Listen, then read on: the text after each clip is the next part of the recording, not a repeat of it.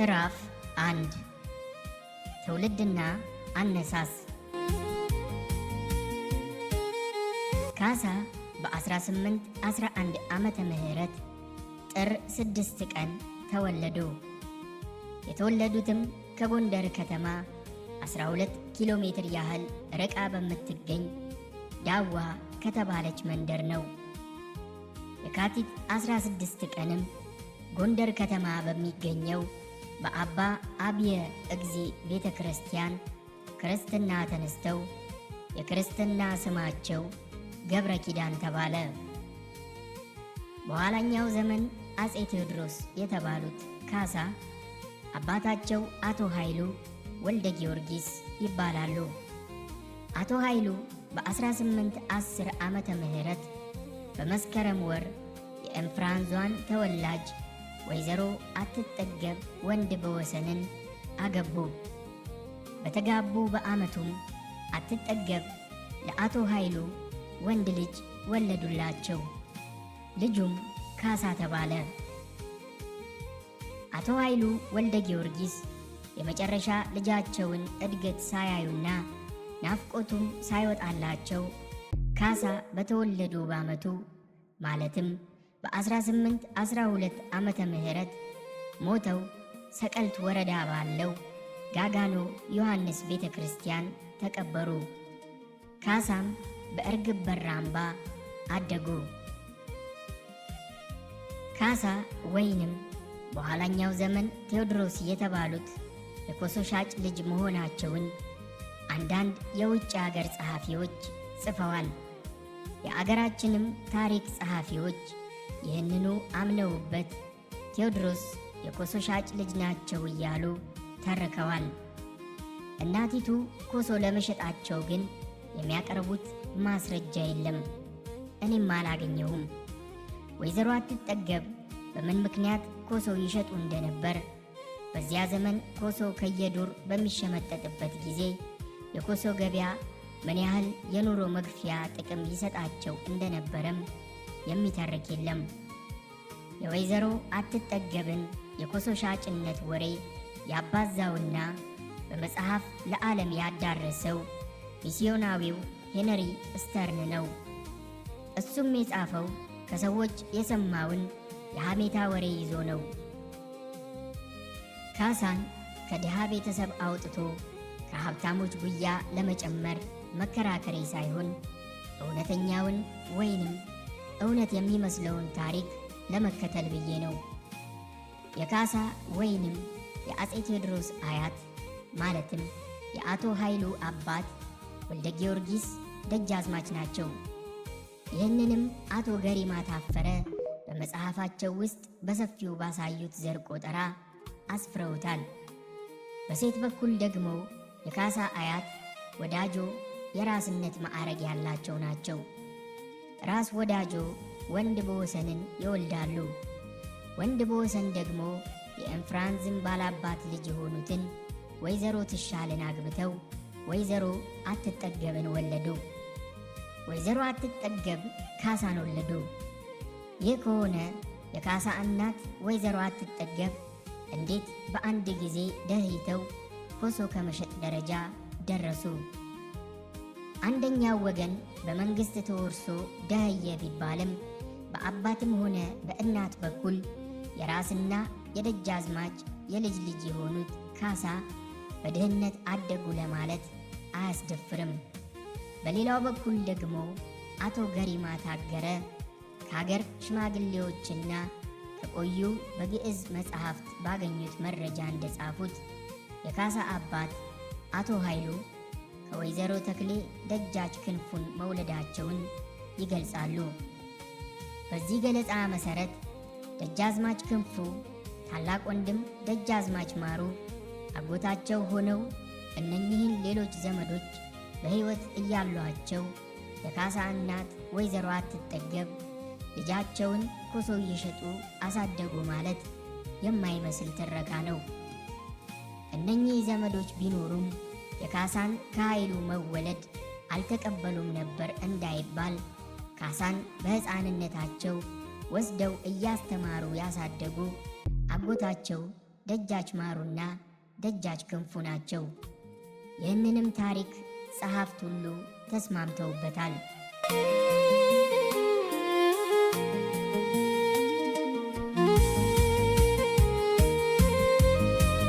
ለእኔ እውነተኛ ትረካ አስመስሎ የታየኝና የተቀበልኩትም አቶ ገሪማ ታፈረ የጻፉት አተራረክ ነው። የአቶ ገሪማ ታፈረ መጽሐፍ ትረካው እንዲህ የሚል ነው። ወይዘሮ አትጠገብ በወይና ደጋው ክፍል አውሊድ ማርያም በተባለው ሰፈር ካሉት ዘመዶቻቸው ጋር በመሬት ውርስ ምክንያት ተጣልተው ይከራከሩ ነበር። በኋላም በሽማግሌ እርቅ ተደርጎ ሽማግሌዎች የተጣሉትን ዘመዶች አስታርቀው መሬት ሲያካፍሉ ኮሳ አላየ በሚባለው ቦታ ያለ መሬት ለወይዘሮ አትጠገብ ደረሳቸው። ወይዘሮ አትጠገብም ይህንኑ በዕጣ የደረሳቸውን መሬት ለማሳረስ ደኑን ሲያስመነጥሩ በደን መሃል አንድ ያፈራ ቅጠል የኮሶ ዛፍ ስለነበረ ይህ ዛፍ እንዳይቆረጥ ለደን መንጣሪዎቹ ነግረው ወደ ጎንደር ተመለሱ። በሌላ ጊዜ የዚያ የተመነጠረ የእርሻ ቦታ ሥራ ከምን እንደደረሰ ለመመልከት ከጎንደር ተነስተው ወደ ኮሶ አላየ ሄዱ። ሥራውን ተመልክተው ወደ ጎንደር ቤታቸው ሊመለሱ ሲሉ ያ የኮሶ ዛፍ በብዛት ማፍራቱን ያየች ገረዳቸው ኮሶውን ስትሸመጥጥ አይተው ወይዘሮ አትጠገብ ተይ ምን ያደርግልሻል ብለው ተቆጧት። ገረዲቱም ለቤት የሚሆን ለመያዝ ብዬ ነው ብላ የሸመጠጠችውን ኮሶ ይዛ ጎንደር ገባች። ይህንን ከተመለከቱት የመሬት ባላንጣዎቻቸው መሃል አንደኛው በሰንበቴ ማኅበር ላይ እየተበላና እየተጠጣ ሲጫወቱ አትጠገብ ባለባበሷና በሁኔታዋ ሴት ወይዘሮ ትመስላለች፣ ግን ከዚህ ኮሶ እያስለቀመች ጎንደር ወስዳ ትሸጣለች ብሎ አወራ። በዚያም የሰንበቴ ማኅበር ከጎንደርና ከገጠር የሚመጡ ማኅበርተኞች ስለነበሩበት ወሬውን ወይም ሐሜታውን በየቦታው አዳረሱት። እንደ ገሪማ ታፈረ አጻጻፍ ወይዘሮ አትጠገብ ኮሶ ሻጭ አልነበሩም። የኮሶ ሽያጭም ለንግድ ትርፍ ሥራ ምንም የማይጠቅም ነበር። እንኳን በዚያ ዘመንና እኔ በደረስኩበት በእኔ ዘመን እንኳን በእልፍኝ እህል የሚለወጠው ኮሶ ለአንድ ቤተሰብ መድኃኒትነት በቂ ነበር። ታዲያ አትጠገብ ምን ትርፍ ያስገኝልኛል ብለው ነው የኮሶ ነጋዴ የሆኑት። በዚያን ዘመን ላልነበርነው ሰዎች ነገሩ እንቆቅልሽ ቢሆንም ለማመንም አስቸጋሪ ነው።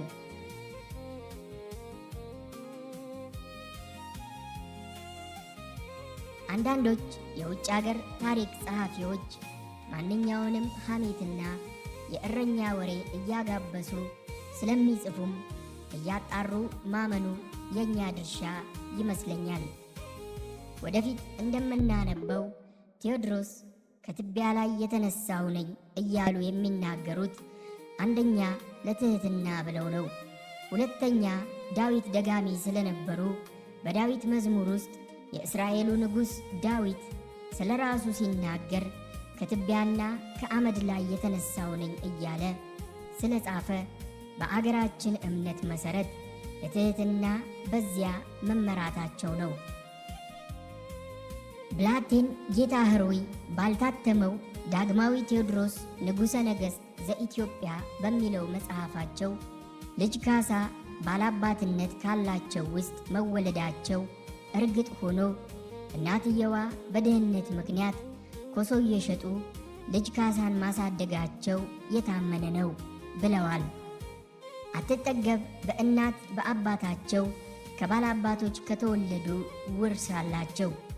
የባላባትነቱ ውርስ ቢቀር ርዝራዥ ኩርማን ብትሆን የመሬት ውርስ አላቸው። ብዙዎቻችን እንደምናውቀው እንኳን በዚያ ዘመን በቅርቡም ቢሆን ባላባት ብዙ መሬት ያለው ሰው ነው። ይህ ከሆነ ቅድም እንዳልኩት በእናታቸውም በአባታቸውም በኩል በሙሉ ካልተወረሰ እንዴት ሙልጭ ያለ ድሃ ሊሆኑ ይችላሉ። በባላባትነት ልጅነታቸው ከተማመንን በዘመኑ እንደነበረው አባባል ዘር ማሰደቢያ የሆነ ንግድ እንዴት ሊጀምሩ ይችላሉ? ይህ ጥያቄ በዘመኑ በቴዎድሮስ ዘመን ጎንደር ለነበረው ለእንግሊዛዊው መልእክተኛ ለሚስተር ራስም አልተመለሰም። ራሳም በአንደኛው ቮሊዩም መጽሐፉ ላይ ስለዚሁ ሲጽፍ እስተርን እንደጻፈው እናትየዋ ኮሶ ሻጭ መሆናቸውን ለማጣራት ሞክሬ ነበር።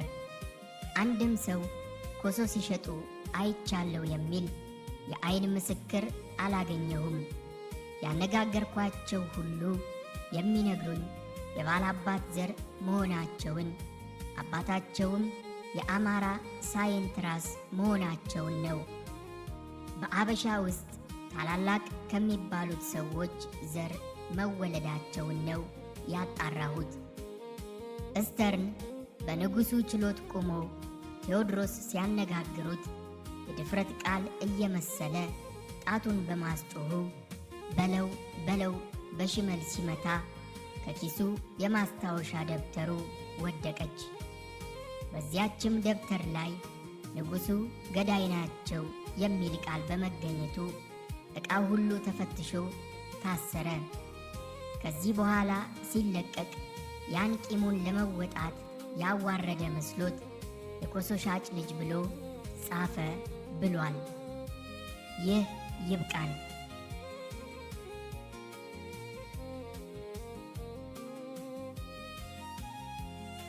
ካሳ በደጃች ክንፉ ቤት በነበሩበት ጊዜ አንድ ቀን ደጃች ክንፉ ለማኅበረ ሥላሴ መነኮሳት አልጋዬ ከልጆቼ እንዳይወጣ እዘኑልኝ፣ አትርሱኝ ብለው በዘመኑ በነበረው ልማድ መሠረት ስጦታ አስይዘው 2 የምስጢር አሽከሮቻቸውን ወደ መነኮሳቱ ላኩ።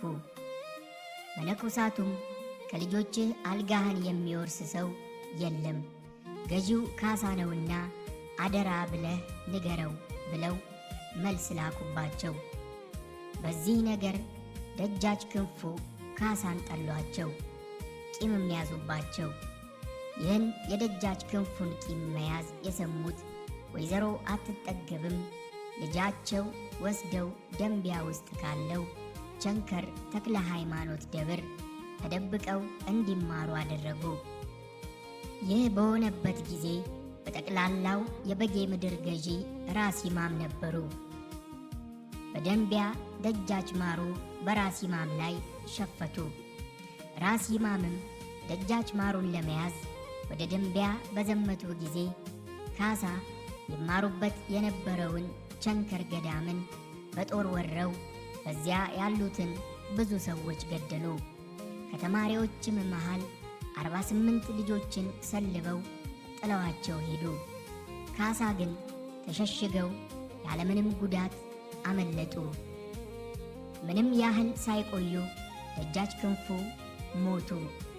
ደጃች ክንፉ እንደሞቱ ልጆቻቸው ልጅ ጋረድ፣ ልጅ መኮንንና ልጅ ይልማ በስልጣን ውርስ ተጣሉ። ልጅ ካሳ ኃይሉ ለልጅ መኮንን ለመርዳት መጥተው ከልጅ መኮንን ጋር ሆኑ። መኮንንና ይልማ ሁለቱ ወንድማማቾች ዘንጊ በሚባል አገር ላይ ተዋግተው ልጅ መኮንን ክንፉ በወንድማቸው በይልማ ክንፉ ድል ሆኑ። ልጅ ካሳም ተማረኩ።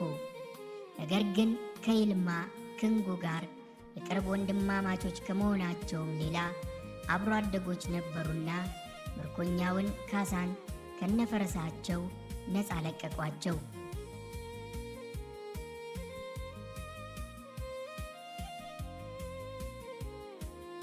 ካሳ አቶ ቢተው ከሚባሉ መኳንንት ቤት እንደ ዘመኑ ልማድ ወታደር ለመሆን አሽከርነት አደሩ። ካሳ ጋማው እጅግ የረዘመ ድንቅ ፈረስ ነበራቸው። አቶ ቢተዋ ዝሆን አደን ሲሄዱ ካሳም ጌታቸውን አቶ ቢተዋን ተከትለው ከዝሆን አደን ሄዱ። አቶ ቢተዋ አንድም ዝሆን ሳይገድሉ ካሳ በዚያ ፈረሳቸው ሆነው 2 ዝሆኖች ገደሉ። በዚያ ግዳይ አቶ ቢተዋ እንደተቆጧቸውና እንዳኮረፏቸው ባወቁ ጊዜ የገዳይነት ምልክት የሆነውን ሰለባ አውልቀው ጥለውላቸው ከእሎሃ ገስግሰው ወፍታ ከሚባል ሰፈር ገቡ። ከእሎሃ እስከ ወፍታ ድረስ 2 ቀን ያስኬዳል። ካሳ ግን እንደተናደዱ በዚያ ፈረሳቸው በአንድ ቀን ገቡ። የደጃች ክንፉ ልጆች ተስማምተው ከታረቁ በኋላ በአንድነት ሆነው የጎጃሙን ገዢ ብሩ ጎሹን ሊወጉ ወደ ጎጃም ዘመቱ። ይህን የሰሙት ካሳም አብረው ዘመቱ። የሁለቱ ወገኖች ወታደርም ቸንቲበር በተባለው ስፍራ ተጋጥሞ ሲዋጋ የደጃች ክንፉ ልጆች ድል ሆኑ። ካሳም ከጦርነት ቦታ ሸሽተው ዘርጊ ከሚባለው አገር ገብተው ከአንድ ባላገር ሰው ቤት ተደበቁ።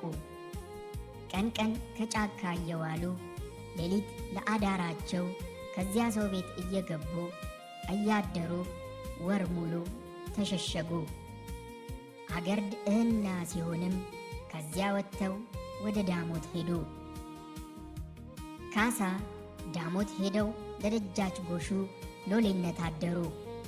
ደጃች ጎሹ ከልጃቸው ከብሩ ጋር አንጋጣ ላይ በተዋጉ ጊዜ ካሳ ከደጃች ጎሹ ጎን ነበሩ። በጦርነቱም አንድ ሰው ማርከው 2 የጠላት ጦር ይዘው ፈረሳቸው ቆስሎ ተመለሱ። ከጌታቸው ከደጃች ጎሹም ዘንድ ቀርበው በፎከሩ ጊዜ ደጃች ጎሹ ተደስተው አንድ ፈረስ ሸልመው ቀይ ለምድ አስለበሷቸው። እየቆዩ ግን ደጃች ጎሹ ስለጠረጠሯቸው ወይም ስልጣን ይቀማሉ ብለው ስለፈሯቸው ለማሰር ሲያስቡ ይህን የሰሙት ካሳ አምልጠው ወጡ።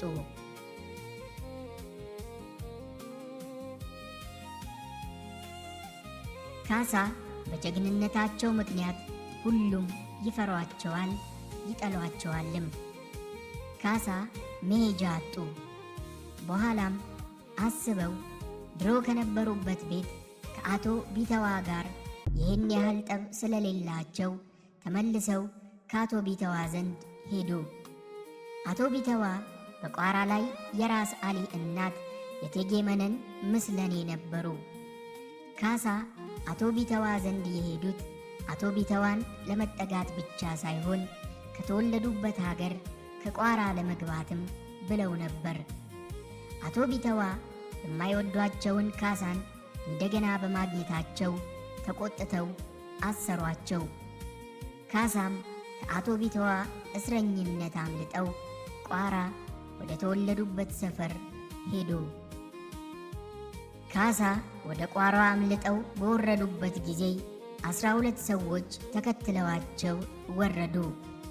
ይልማ ወሰን የሚባል ከእቴጌ መነን ተጣልቶ ሸፍቶ ቋራ ነበርና ካሳ ወደሱ ዘንድ ሄደው ተደባለቁ። መጠጊያ ቦታ አሳዳሪ ጌታ ያጡት ካሳ ሽፍትነት ጀመሩ።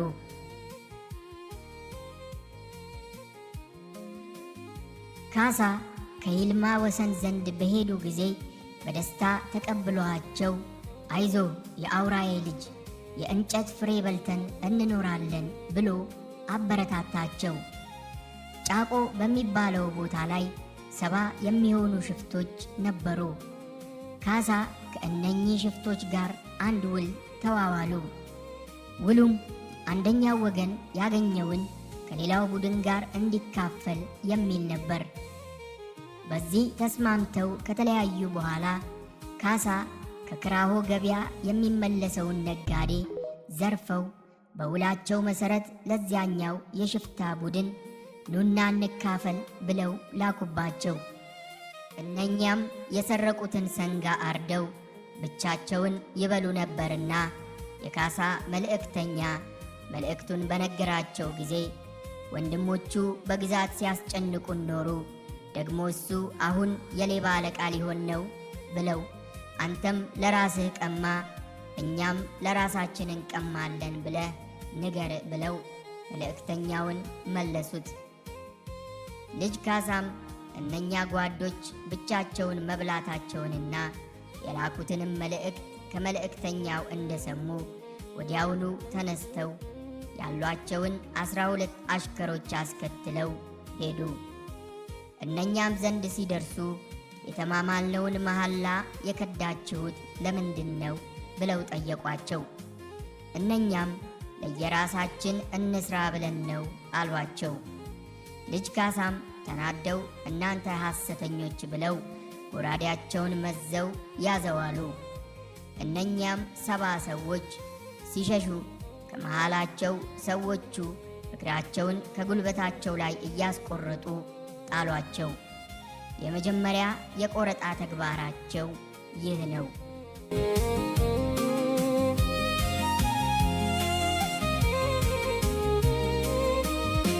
ከዚህ በኋላ ቱምሃ ወደሚባል ስፍራ ሄዱ። በዚያም ካለው የጎበዝ አለቃ ከሆነው ከአቶ ደረሰ አቡ ጋር በህብረት ለመስራት ወዳጅ ለመሆን ተማማሉ። ይህንን ካደረጉ በኋላ መቀመጫቸውን ፈሮሄ ላይ አደረጉ። በዚያም ሆነው ጎረምሳውን በማባበል ተጨማሪ 30 ሰዎች ተከታይ አገኙ። ይህን ካገኙና ድርጅታቸውን ካጠናከሩ በኋላ 45 የሚሆኑትን ተከታዮቻቸውን ይዘው ገንዳዋ ቆላ ወረዱ። ልጅ ካሳ ወደ ገንዳዋ ቆላ የወረዱት በጣም ብዙ የሆኑ የሩቅ አገር ነጋዴ በዚያ በኩል እንዲያልፍ አሰልለው ስላወቁ ለመዝረፍ ብለው ነው። ያሰቡትም አልቀረ። ከቆላው እንደወረዱ ነጋዴዎቹን በጦር ኃይል መጥተው ብዙ ሀብት ዘረፉ። ብዙ ፈረስና በቅሎ ገንዘብም በብዛት አገኙ። ተከታዮቻቸውም በዚህ ድልና ዘረፋ በጣም ደስ አላቸው። ይህን ድልና ሀብት የቀመሱት ካሳ በነሩት ለመግፋት ሰራዊቶቻቸውን ያጠናክሩና ያበዙ ጀመር።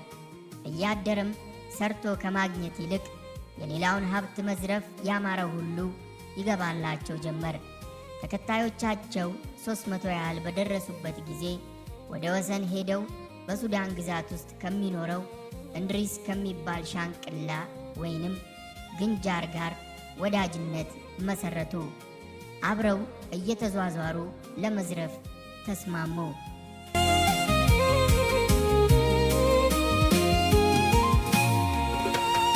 ከእንድሪስ ጋር ባደረጉት ስምምነት መሰረት አምባ አምበላይ ከሚባለው ሰፈር ገብተው ለመዝረፍ ወሰኑ። 9 ቀናት ያህል ተጉዘው ከስፍራው ሲደርሱ ካሳ የራሳቸውንና የእድሪስን ጦር በአንድነት አሰለፉ። ዘራፊው ሰራዊት ወደሚዘርፈው መንደር ከመሄዱ በፊት የመንደሩ ነዋሪዎች ኃይለኛ ጦረኞች ስለነበሩ ካሳ ብልሃት ፈለጉ።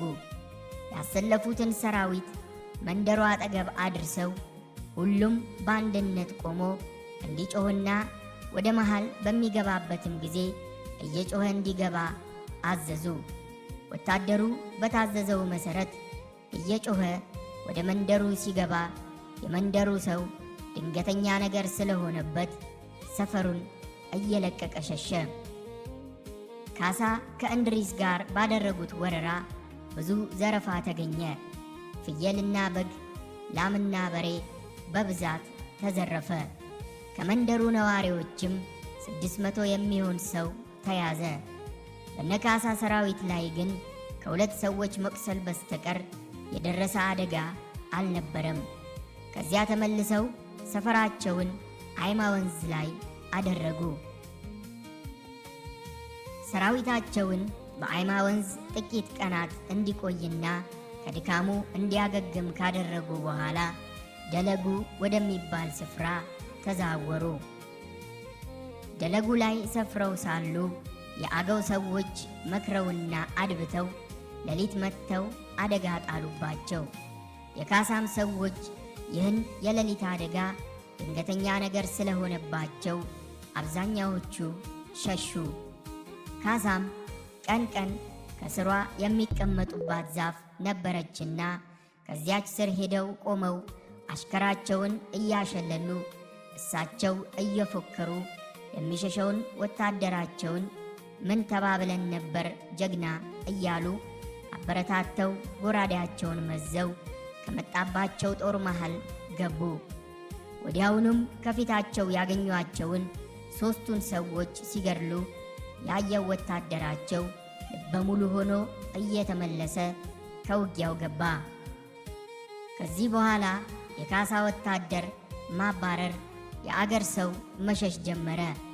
ካሳም በፈረሳቸው ላይ ሆነው እያባረሩ 4 ሰዎች ገደሉ። 360 የሚሆኑ አገዎችም ተማረኩ።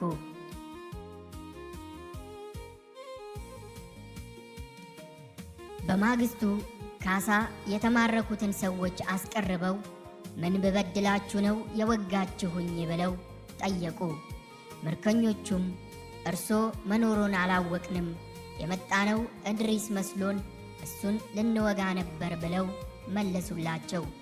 ካሳም እድሪስ ቢሆን የኔ ሰው አይደለምን ካሏቸው በኋላ እንዲጠበቁ አዘዙ። ለእድሪስም ጠንቶኛልና የምስራች፣ አንተም መጥተህ እንገናኝ ብለው ላኩበት። እድሪስ በዚያን ጊዜ የሰፈረው ከካሳ ሰፈር የ1 ሰዓት መንገድ ያህል ከሚርቅ ስፍራ ነበር። እድሪስ እንደመጣም መጀመሪያ በአረብኛ አናግረውት ቀጥለው በአማርኛ ወንድሜ እንድሪስ ካንተ ጠላት እኔ ምርቱን አፈስኩ ብለው ምርኮኞች 100 ሰዎች መርጠው ያውልህ ግዛቸው ብለው ሰጡት። 210 ሰዎች ደግሞ አስቀርተው እኔ ምርቱን እንዳፈስኩ አንተ ግርዱን እፈስ ብለው ሰጡት። እድሪስም እነኛን 100 ሰዎች በሙሉ በሰይፍ እያስመታ ፈጃቸው። የቀሩትን 50 ምርኮኞች ደግሞ ካሳ አስቀርበው እናንተስ ብትሆኑ ከኔ ደጅ ደርሳችሁ እንዴት እንዲህ ትሄዳላችሁ?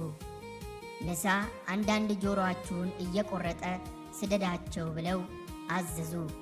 ጆሮአቸው እንዲቆረጥ ከተፈረደባቸው ሰዎች መሃል አንዱ ከመሞት በመዳኑ ተደስቶ ከሞት እንደዳነ እንጂ እንኳንስ አንዱን 2ቱንም ጆሮ ይቆረጥ አለ።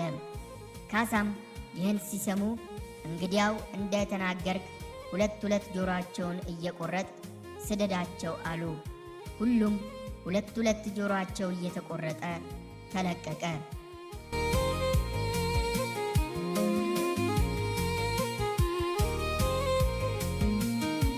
በዚህ ጊዜ ካሳ የሚበላ እህል በማጣት ከፍተኛ ችግር ላይ ነበሩ። ወታደሮቻቸውም የሚበሉት እንጨት፣ ፍሬና የዱር ማር እየፈለጉ ነበር። ይህን የተመለከተው ወዳጃቸው እድሪስ 200 ያህል ግመል እህል አስጭኖ አመጣላቸው። ደለጉ ላይ ከአገዎች ጋር ባደረጉት ውጊያ ያለቀው ሰራዊት ሬሳ እያደር እየገማ አላስቀምጥ ስላላቸው ደለጉን ለቀው ሻሃ ሄደው ተቀመጡ።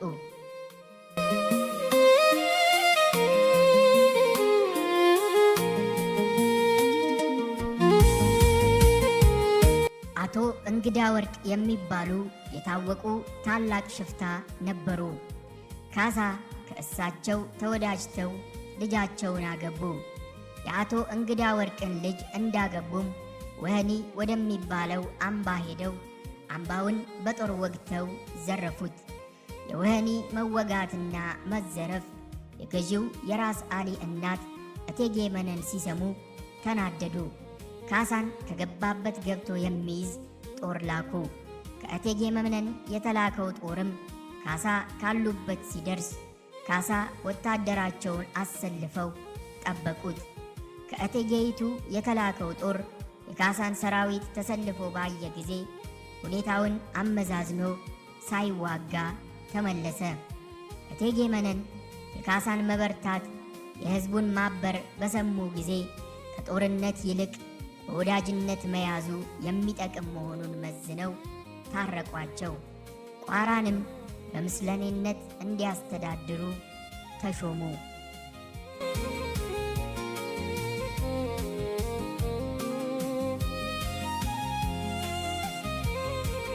ካሳ በራስ አሊ ቤት ጥቂት ጊዜ እየታዩ ከቆዩ በኋላ እቴጌ መነን ዘንድ ሄደው ወደ ግዛቴ እንዲሄድ ያሰናብቱኝ ብለው ጠየቁ።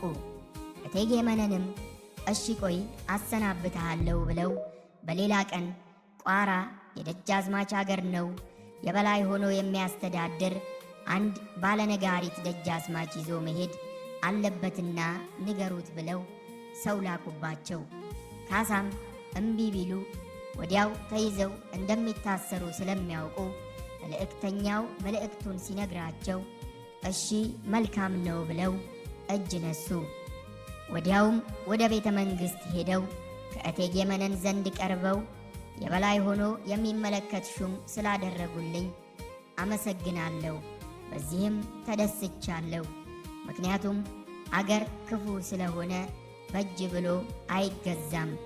ለእኔም ቢሆን ታዛቢ ሆኖ የሚያይልኝ በማግኘቴ እቴጌን ከልብ አመሰግናለሁ ብለው እጅ ነሱ። በማግስቱም ቀርበው አዲስ ሹም ይዤ ሲሄድ አስፈላጊውን ዝግጅት አድርገው እንዲቆዩኝ ለሕዝቡ ሰው መላክ ይገባልና እንድልክ ይፈቀድልኝ ብለው አመለከቱ። እቴጌም ፈቀዱላቸው። ካሳ ፈቃዱን ካገኙ በኋላ ፈጣን አሽከር መርጠው ለቋራ ሕዝብ 2 አይነት መልእክት ላኩ።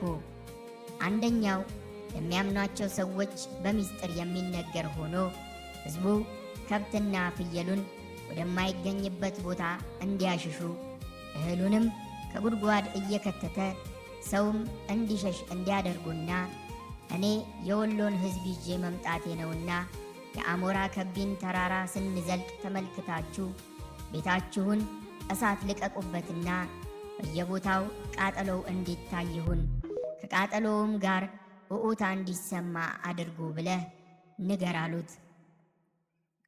ሁለተኛው መልእክት ደግሞ ሚስጥር ሳይሆን ሕዝብ በተሰበሰበበት የሚነገር ነው ብለው የእቴጌን ደጃዝማች ከብዙ ሰራዊት ጋር ይዤ ልመጣ ነኝና እንጀራው እንደ ቅጠል ጠጁ እንደ ውሃ ሆኖ ይቆየኝ፣ ብዙ ፍሪዳም እንዲቀርብ ሰፊ ዳስም እንዲሰራ ይሁን።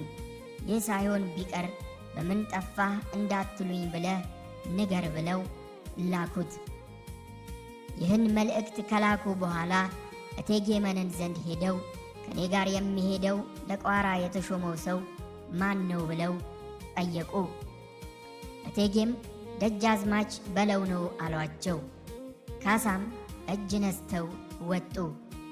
እቴጌ መነንም ለደጃዝማች በለው ብዙ ጠመንጃ ሰጥተው እንዲሄዱ አደረጓቸው።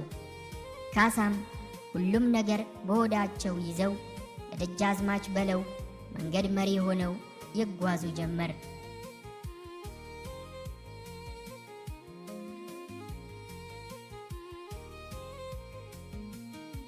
ካሳ የደጃች በለውን ሰራዊት ለማድከም ቅርቡን መንገድ እየተዉ በሩቅ መንገድ እየመሩ ያጉዟቸው ጀመር።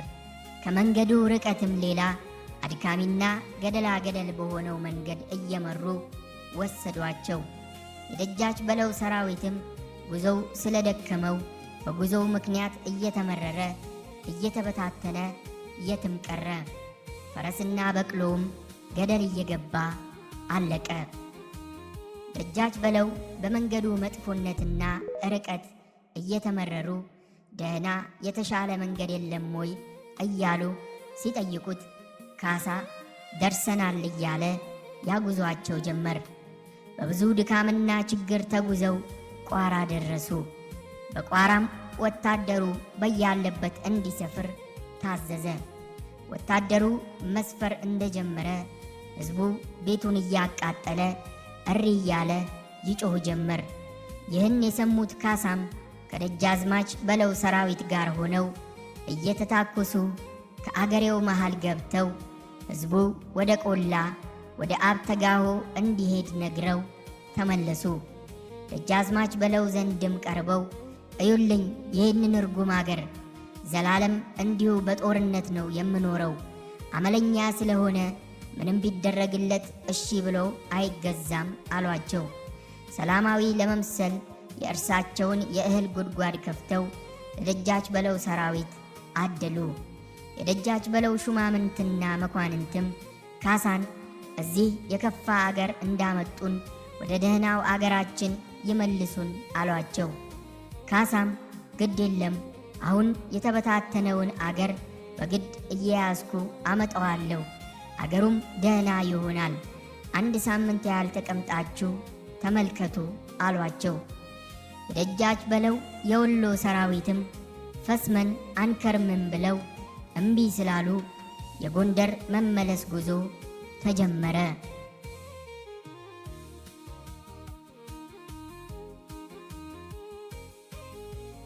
የመልሱም ጉዞ ቢሆን ሰላማዊና ምቾት ያለው አልነበረም። ካሳ ግማሽ ወታደራቸውን ከፍለው የአመፅ ሕዝብ በማስመሰል በየዱሩ እያደፈጠ የደጃች በለውን የወሎን ሰራዊት በብዛት ፈጀው። ፈረስና በቅሎም እየማረከ ወሰደ። በእንዲህ አይነት የመከራ ጉዞ የቋራን ግዛት አልፈው ደንቢያ ሲደርሱ ካሳ ደጃች በለው ዘንድ ቀርበው እንዳዩት አገሩ የዱር አውሬ ነው፣ ዘላለም ለምነንና አቆላምጠን ነው የምንኖረው። አሁንም ባላገሩ እሺ ቢለኝ በእርቅ እንዲገባ ለማድረግ ወደ ቋራ እመለሳለሁ። ከእርሶ ጋርም ሆኜ የደረሰብኝ መከራ ሁሉ ለእቴጌ መነን ይንገሩልኝ ብለው ተሰናብተው ተመለሱ። ደጃች በለውም ጎንደር ገብተው የደረሰባቸውን መከራና ስቃይ ሁሉ ለእቴጌ መነን ነገሩ። እቴጌም ካሳ የት ቀረ ቢሉ ደንቢያ ድረስ ሸኝቶኝ ወደ ቋራ ተመለሰ ብለው ነገሯቸው። እቴጌም በካሳ ወደ ቋራ መመለስ ተቆጡ። ወዲያውኑም የካሳ እንደገና መሸፈት ተሰማ። ይህ ሲሆን ራስ አሊ ደብረ ታቦር ነበሩና የካሳን መሸፈት እንደሰሙ እቴጌ በድለውሃል፣ እኔ ክስሃለሁና ግባ ብለው የታወቁ ታላላቅ ሽማግሌዎችና ቀሳውስትን ላኩባቸው። ሽማግሌዎቹ ሁለቱንም ወገኖች በመሐላ አስታረቋቸው። ራስ አሊም ለደጃች ካሳ ግዛታቸውን ቋራን መርቀው ሰጧቸው።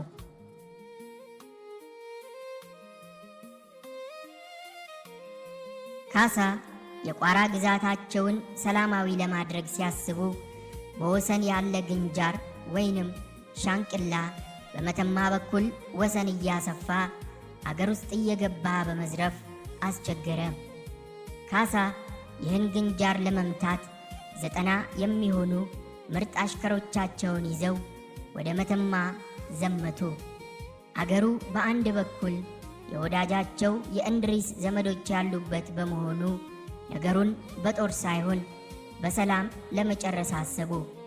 መተማ እንደደረሱም ወታደሮቻቸውን ሲመክሩ ግንጃር ብዙ ሆኖ ተሰልፎ ለማስፈራራት ይመጣባችኋል፣ አትፍሩ፣ አትንቀጥቀጡም፣ ዝብ በሉት አሉ። ካሳ እንዳሉት ሁሉ ግንጃሩ በፈረስ እየሆነ ተሰልፎ መጣ። የካሳ ሰራዊትም እንደታዘዘው አጠገቡ እስኪደርስ ድረስ ዝም ብሎ ቆሞ ጠበቀው። ግራ የገባው የግንጃር ሰራዊትም ከፈረሱ እየወረደ በእግሩ ወደ ካሳ ሰራዊት ተጠጋ። ካሳም ከሰራዊታቸው መሃል ወጥተው በሰላም ከግንጃሮቹ ጋር ተገናኙ። ወደ መተማ ከተማም አብረው በሰላም ገቡ። ጥቂት ቀናት አብረው በመቆየት ጉዳያቸውን በሰላም ጨርሰው ሊመለሱ ሲሉ 12 የዝሆን ጥርስ፣ 200 ብር፣ 8 ባሪያ፣ 2 ስንና ብረት ወይንም የእጅ ማስታጠቢያ፣ አልጋ፣ ምንጣፍና ሌላም ዕቃ ግንጃሮቹ ለካሳ ሰጥተው በሰላም ተለያዩ። ካሳም በደስታ ተመልሰው ይህን ያገኙትን ዕቃ ለእቴጌ መነን በስጦታ ላኩላቸው። እቴጌ መነንም በስጦታው ደስ አላቸው። ካሳ በሽፍትነታቸው ዘመን በሱዳን ወሰን በኩል የሚያስቸግረውን በአረቦች የሚታዘዘውን ሰራዊት እየደጋገሙ በመምታት የተደጋገመ ድል አግኝተዋል። የካሳን ዝና በኢትዮጵያም ሆነ በሱዳን በኩል በጣም ከፍ ያደረገው ይኸው የተደጋገመው በሱዳን ወሰን በኩል ያስገኙት ድል ነው። እንዲህ አይነቱም ጀግና በጦርነት ሳይሆን በወዳጅነት ለመያዝ አስበው እቴጌ መነን የልጃቸውን የራስ አሊን ልጅ ሊድሩላቸው ፈለጉ። የአቶ እንግዳ ወርቅን ልጅ ትተህ የኔን ልጅ አግባ ብለው ላኩባቸው። ካሳም በነገሩ ተደስተው በ1840 ዓመተ ምህረት የራስ አሊን ልጅ የእቴጌ መነንን የልጅ ልጅ ወይዘሮ ተዋበችን በሕግ አገቡ።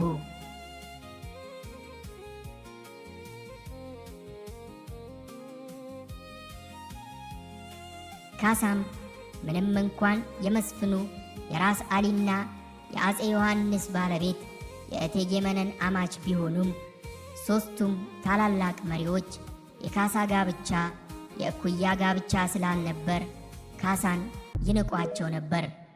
ካሳ የወይዘሮ ተዋበችን ካገቡና ለመሪዎቹ ቤተኛ ከሆኑ በኋላ ብዙ ችግር ደረሰባቸው። ግዛታቸው እየተቀነሰ፣ ፍርዳቸው እየተገለበጠ በሕዝብ ዘንድ ንቀት አመጣባቸው።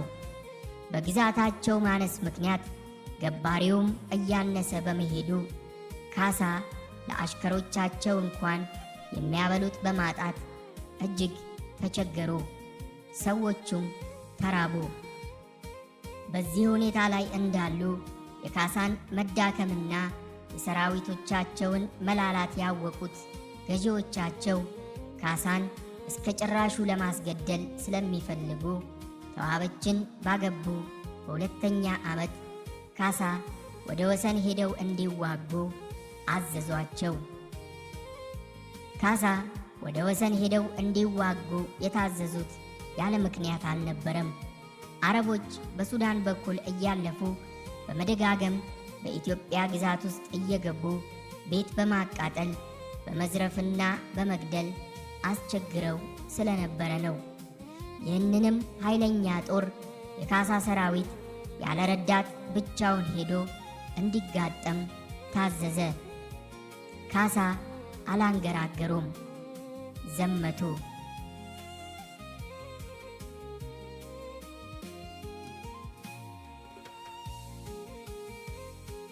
በዘመኑ ዘመናዊ መሳሪያ ከታጠቀው የግብፅ ጦር ጋር የካሳ ሰራዊት ወሰን ላይ ተጋጠመው። በጦር አወጋግና በጎራዴው አመታት ከፍተኛ ውጊያ ተካሄደ። በኋላ ካሳ ድል አድርገው የግብጾችን ምሽግ አፈራርሰው በርከት ያለ የጦር መሳሪያ ማረኩ። ወሰን አልፈው ገብተውም የሸሸውን የግብፅ ጦር ራሃድ ከተባለ ወንዝ ላይ ደርሰውበት ያመለጠው ሲያመልጥ የተገኘውን ፈጁት። በዚህ ጦርነት ላይ ካሳ ቆስለው ነበር።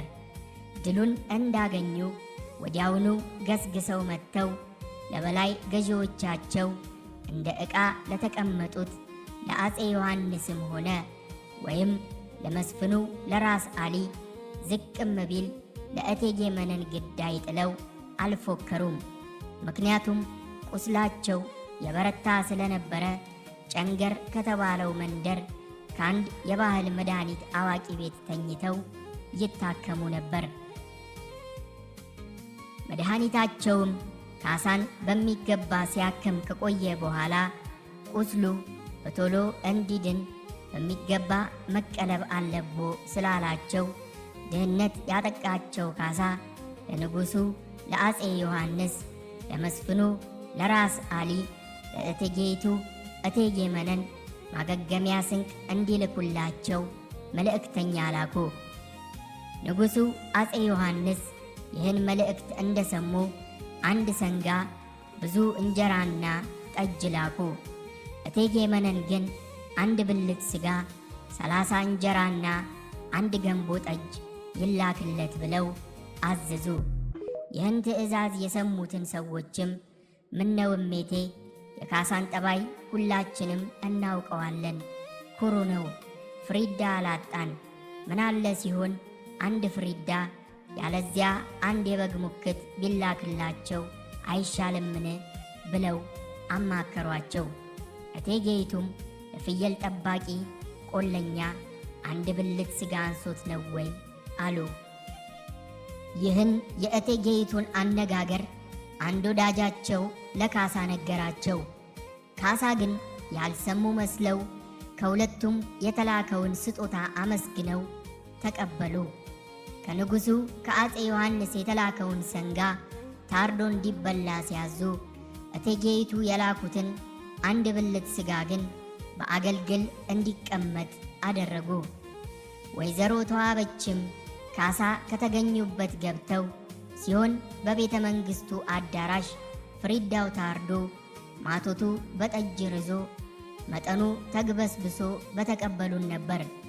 ቢቀርስ ድልቡ ፍሪዳ ቀሚስ ለብሶ ሥጋው በመልከኛ ጠጁ በገንቦኛ በተላከልን ነበር። እንዴትና እንደምን ብንናቅ ነው አንድ ብልት ሥጋ የተላከልን? ጀግና ሰው እወዳለሁ፣ ፈሪ ወንድ ግን እንቃለሁ። ከፈሪ ሰው ጋርም አብሬ መኖር አልፈቅድም አሏቸው። ይህን የሚስታቸውን ንግግር የሰሙት ካሳም ጥቅምት 5 ቀን 1842 ዓመተ ምህረት ሸፈቱ።